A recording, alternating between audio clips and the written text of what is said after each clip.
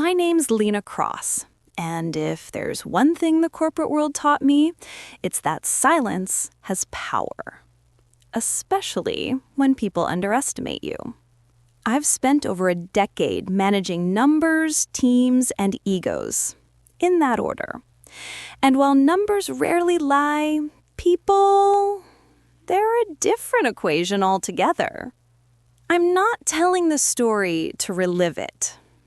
I'm telling it because no one deserves to feel powerless at work. To watch someone abuse their authority while pretending it's all just business. I used to believe that hard work spoke for itself, that if you stayed honest, the system would reward you. But then I met Mark Delaney, my boss, and the man who would teach me how easily truth can be buried. Until someone like me digs it up. They thought I'd never find out.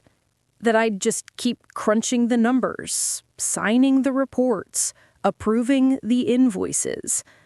But when Mark claimed he was flying to Tokyo for a week-long client summit, something didn't add up. He left with a first-class ticket, company-paid hotel, and a project budget of $210,000. He came back with new cufflinks, a tan, and zero documentation. I didn't know it yet, but I was already holding the match. And all it would take was one spark, one careless signature, to burn down his empire of lies. I started at Brighthold Consultancy 3 years ago, a mid-sized financial strategy firm tucked between the skyscrapers of downtown Chicago. The kind of office that smelled like burnt espresso and ambition. Everyone dressed the part. Crisp suits, quick smiles, faster steps. My job was simple. Senior financial analyst. Translation, I kept projects on budget, vendors paid, and chaos organized. At first, I liked Mark. He was charming, in that effortless, I read 2 leadership books kind of way. Always dropping motivational quotes, always calling the women on his team rock stars. I thought he was one of the good ones. He noticed my work early, invited me to strategy breakfasts, gave me a little too much credit in meetings, said things like, "You've got potential, Lena. Remind me of a younger me." Back then, I didn't know that was his favorite line, the bait he used on anyone useful. The first year was smooth. Promotions, bonuses, champagne emails. But success has a strange side effect. It attracts envy, especially from the people who think they own your success. Mark Delaney was the kind of boss who thrived on chaos, because chaos hid his mistakes. He micromanaged deadlines, but disappeared during audits. He called himself visionary, but half his ideas were recycled from last year's failed pitches. He loved attention, and he knew how to get it. The board loved his confidence, his international client relationships, his ability to close deals in any time zone. Except he wasn't closing deals. He was faking them. I first noticed the gaps in small ways. An invoice marked confidential, client entertainment, a report with missing receipts, a $12,000 consulting fee to a vendor that didn't exist in our database. When I asked, he smiled. "Lena, not everything needs to go through the system. Some deals are built on trust." Trust. That word stuck with me, because every time Mark said it, something untrustworthy followed. He started taking more business trips, always to luxury destinations, always last minute. And every time, I was left to reconcile numbers that didn't make sense. When I pushed back too hard, he'd pivot to flattery. Relax, Lena. You're my right hand. I couldn't do this without you. Funny how people say that right before they cut you off at the wrist. The breaking point came 6 months later, during our quarterly board presentation. I had spent weeks preparing the financials, every line item, every ratio precise. Mark took the stage, smiling like a politician. Except halfway through the presentation, I realized the numbers he was showing weren't mine. He'd modified them, inflated revenue, minimized expenses, even inserted secured client deals that didn't exist. When I confronted him afterward, he brushed it off. It's optics, Lena. You're too honest for this industry. Too honest. He said it like an insult. 2 days later, I was quietly removed from the audit committee to give others a chance to lead. My access to expense reports? Restricted. My name on project budgets? Replaced. I wasn't just being sidelined, I was being silenced. The night before his next business trip, I stayed late, alone in the office.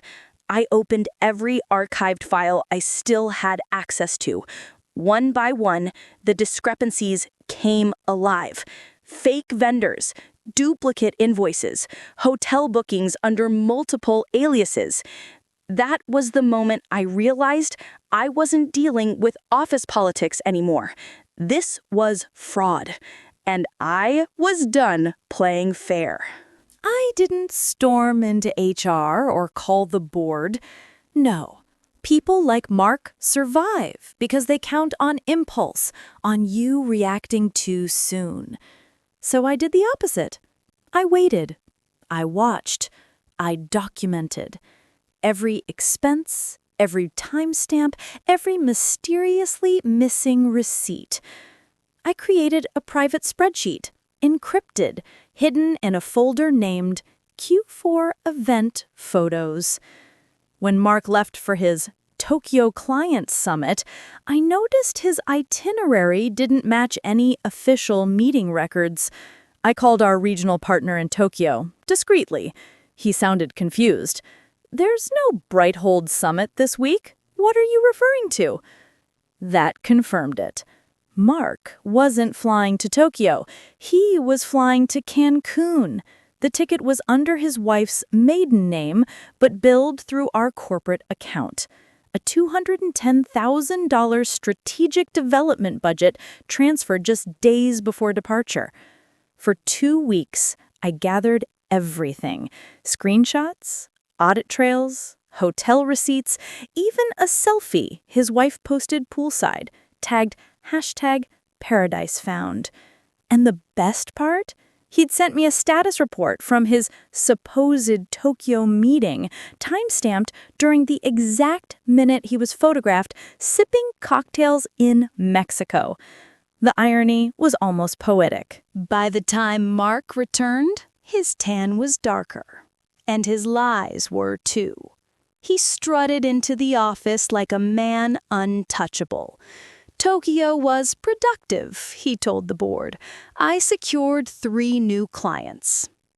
I just smiled because my presentation was already scheduled. You see, every quarter, the finance department did an internal compliance review, and this time, I volunteered to present our findings to the audit subcommittee. Mark thought nothing of it. He rarely attended those meetings.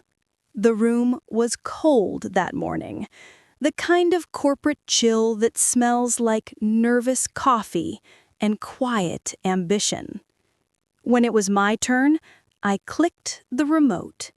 Slide by slide, I revealed anomalies in expense reporting, untraceable vendors, travel reimbursements with no client confirmation, funds missing from project allocations.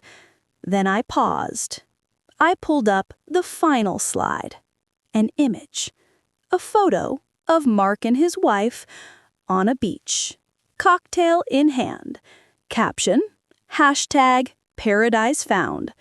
The timestamp matched the date of his Tokyo client dinner. Silence.